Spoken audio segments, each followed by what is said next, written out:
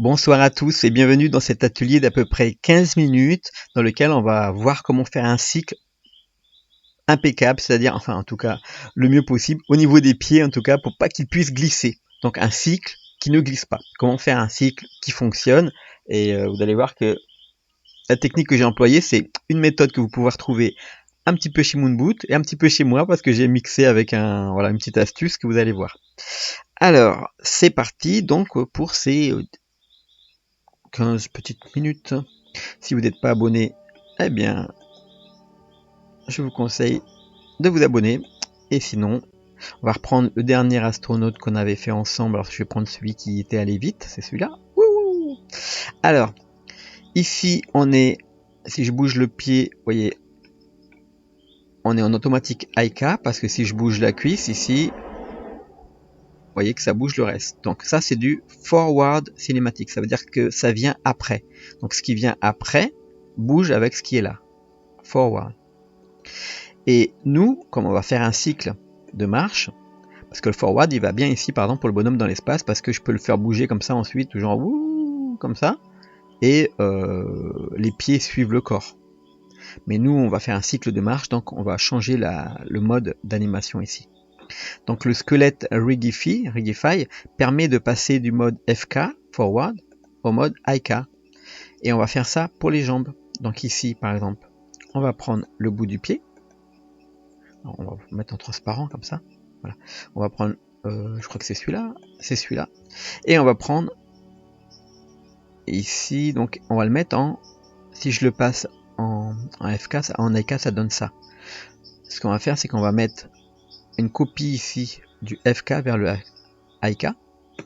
Tac. Ah, tiens, il n'a pas marché. Alors non, excusez-moi, CTRL Z. C'est IK. D'accord, donc c'est à l'envers, donc c'est celui-là. IK vers FK, donc l'IK va hop, se coller au IK. Et maintenant j'enlève, vous voyez, le forward, et ma pose est restée. Par contre, bien sûr, si je bouge le corps maintenant, avec le pied, lui, il reste accroché.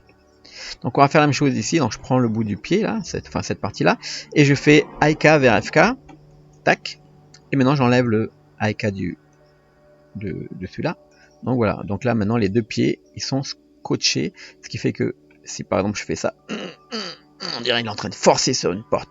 Je vais casser cette porte, mais j'y arrive pas. Enfin bref. Donc maintenant, on n'a plus besoin donc de faire apparaître le F forward cinématique, on va faire apparaître maintenant le IK inverse cinématique, juste ça. Donc là, si je bouge les pieds, eh bien c'est impeccable. Alors, ceux qui n'ont pas cette armature, si vous n'avez pas fait cette armature, eh bien, je vous recommande de regarder le tutoriel qui s'appelle l'astronaute 1 ou 2. Alors si vous êtes débutant, vous regardez l'astronaute 1, où je vais plus doucement, ça dure 25 minutes, et l'astronaute 2, ça dure 10 minutes, pour faire ce personnage et son rig. Voilà. Alors là, je viens de faire une pause comme ça, Alt R G, pour mettre tout à 0. Et c'est hyper gros là, l'écriture de mon truc là, je sais pas pourquoi ma fonte elle est aussi grande. Qu'est-ce qui s'est passé? Alors je vais déplacer un tout petit peu, hop, ça vers là, voilà. Ok, donc là, ce qu'on va faire, on va se mettre sur le côté, et on va faire disparaître le route. Donc je fais réapparaître dans Items, je fais disparaître le calque du route, et on va garder cela. Alors ce qui est intéressant ici, c'est qu'on est en inverse cinématique, donc je peux faire comme ça par exemple. Comme ça, et je peux lui faire une pause.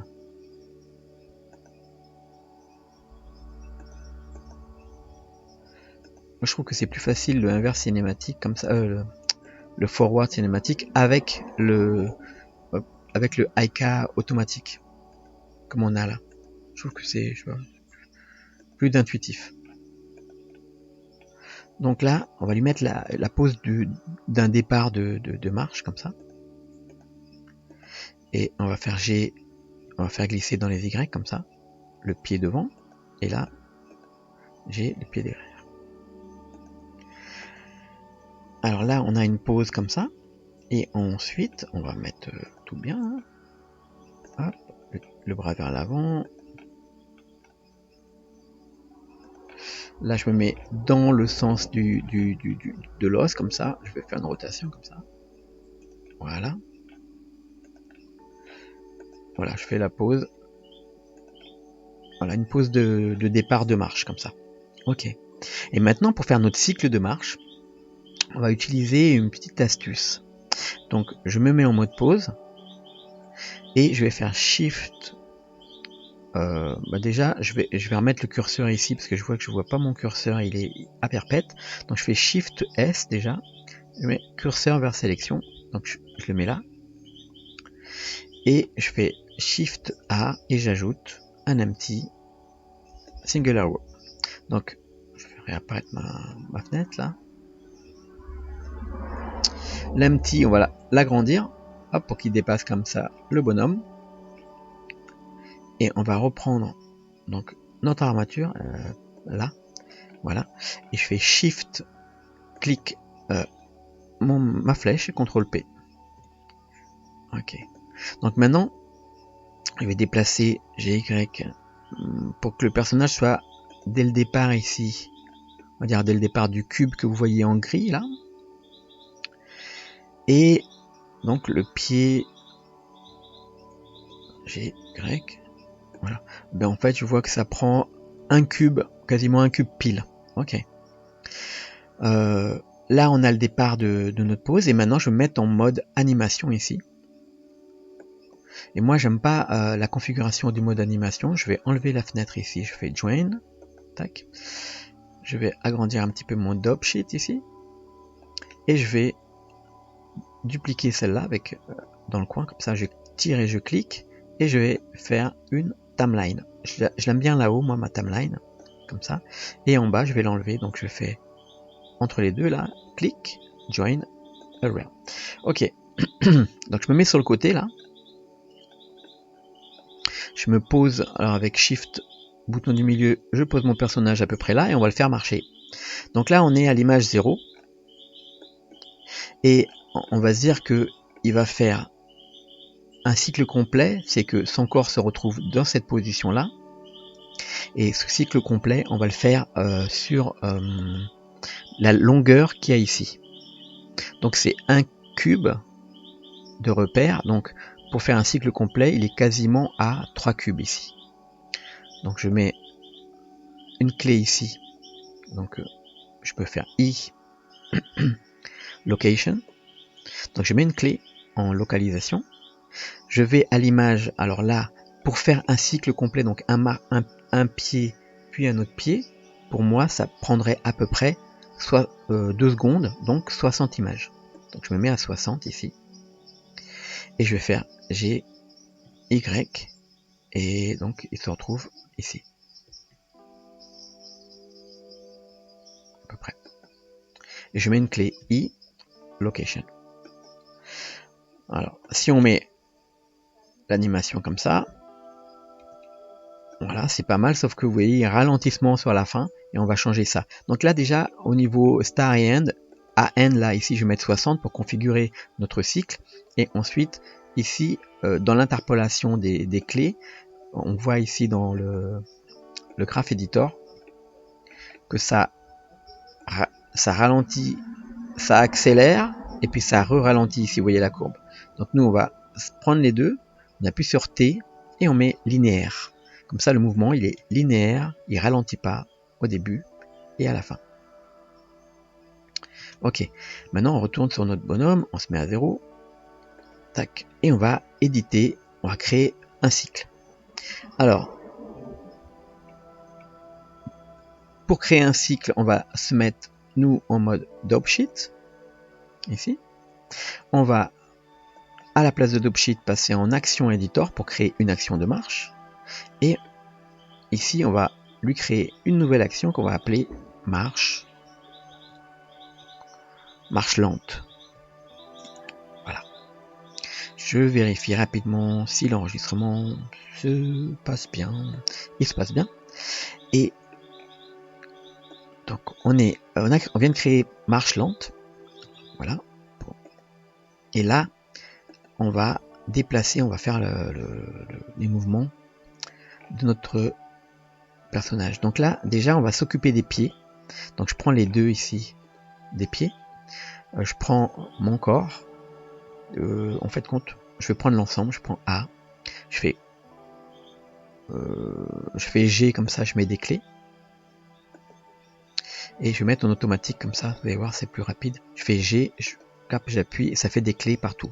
Donc si maintenant je regarde, il n'a pas fait des clés partout. Donc je fais I, je vais créer des clés partout. Lock et rot. Location et rotation.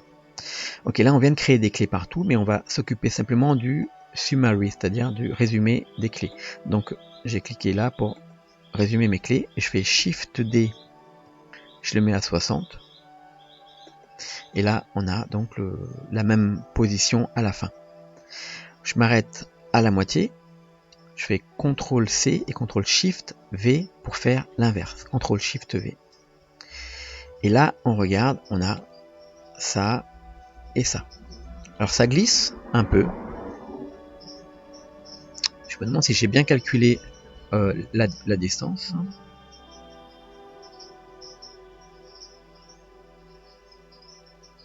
Ah oui, non, il va un petit peu trop vite. Ah, vous voyez que en fait le bout du pied, alors le bout, hop, ici, le bout du pied, ça revient à la fin, hop, la fin du pied ici. Et en fait, ça doit être le bout du pied. Donc ce que je vais faire, c'est que je vais prendre la flèche. Je vais ici refaire apparaître mes courbes et on va juste rectifier ça pour bien commencer. Donc là, en fait, c'est que ça doit être le bout du pied qui doit être là. Donc là, je prends la fin de ma courbe, je fais G, Y, et je fais avec Shift, je fais tout doucement. Et voilà, ça doit être là. Donc là, je vais revérifier. Bon, alors ça glisse parce qu'en fait, là, c'est l'interpolation qui est pas bonne. Vous allez voir. Donc là, maintenant, je reviens sur mon armature. Contrôle tabulation. Je reprends tout et je fais T ici, T linéaire. Donc là, hop, ça n'a pas pris toutes les courbes. A, alors A ici, ouais, A ici pour prendre toutes les courbes, ou alors si on est en mode Dope Sheet Action Editor, on prend toutes les clés et on fait T linéaire. Donc là maintenant, voilà, déjà là, hop, le pied ne bouge pas. Ok, donc là on a le départ de notre mouvement, on va se mettre au début et on imagine que quand il arrive à la fin, c'est le début de l'autre marche. Donc quand on arrive là, on regarde ce qui se passe, regardez, on arrive là. Quand vous finissez une marche, ah ben, on sent pas le poids parce qu'il faut d'abord que je mette les intermédiaires. Donc les intermédiaires, c'est quand il lève le pied. Donc là, on va prendre le pied arrière, on clique, on se met à la moitié avec 15, et on lève le pied, et on fait R comme ça. Il lève pas beaucoup. Donc là, on va faire ça, vous voyez, ça lève le pied, et on va le poser là. Alors, on va faire la même chose à l'inverse, donc je fais CTRL C par exemple, et je fais ici à 45, donc l'inverse, CTRL SHIFT V.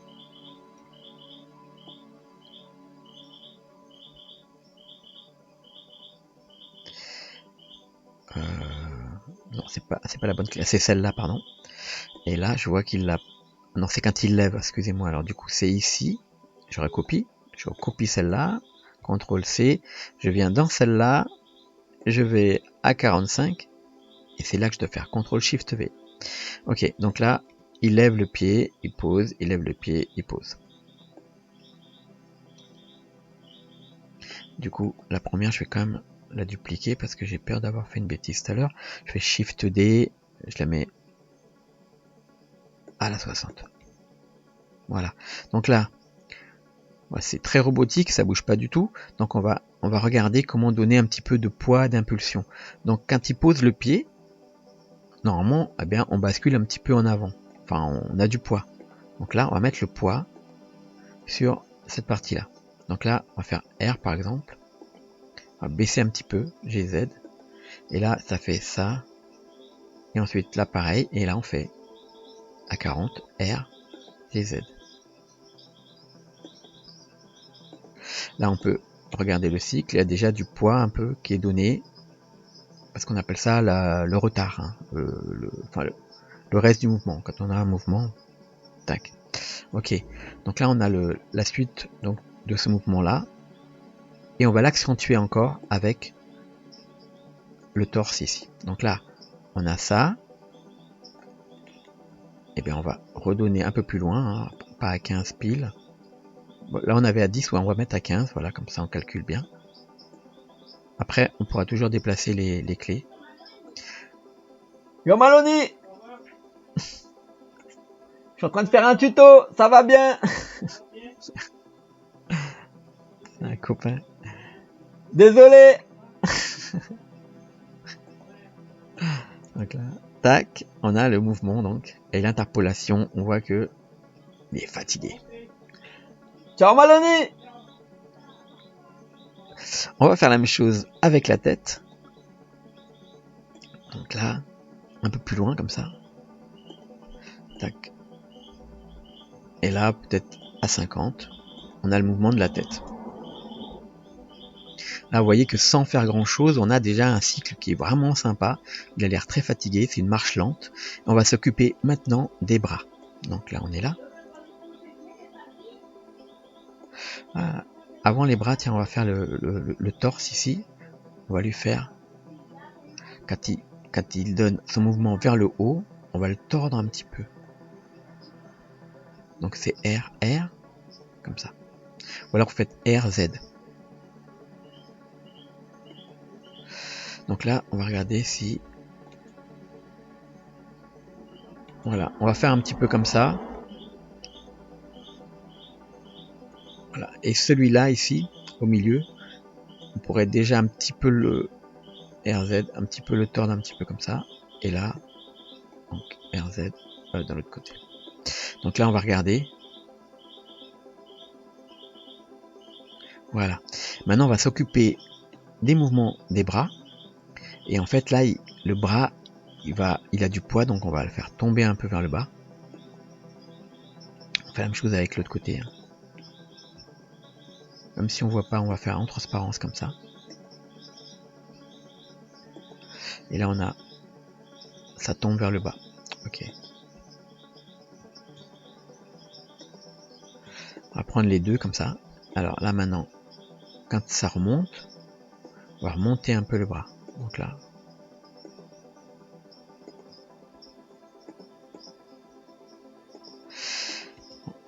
Donner une petite impulsion vers le haut. Donc là, on va donner une petite impulsion aussi. Et je le fais pas en copier-coller, parce que je trouve que c'est plus sympa de le faire un petit peu asymétrique.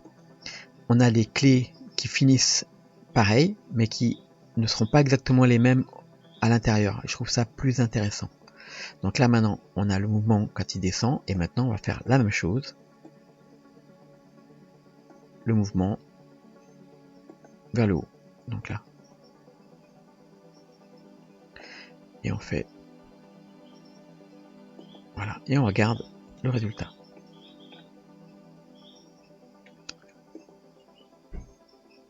Alors maintenant, pour voir le mouvement sur place, eh bien, c'est assez simple. Il nous suffit de sélectionner là notre objet et de le désactiver ici au niveau du transform. Et là, on a le cycle sur place, et on sait que lorsqu'on va l'animer, il ne va pas glisser du tout. Et c'est intéressant parce qu'on pourrait le faire sur toutes sortes d'actions, et vous allez voir que l'action du saut, de sauter comme ça sur la Lune, va être beaucoup plus simple avec ce système là. Voilà, j'espère que ça vous a plu. Je vous donne rendez-vous dès le prochain atelier pour la suite. En attendant, si vous n'êtes pas abonné, abonnez-vous, et sinon, eh bien, on se donne rendez-vous dès le prochain atelier. Ciao tout le monde.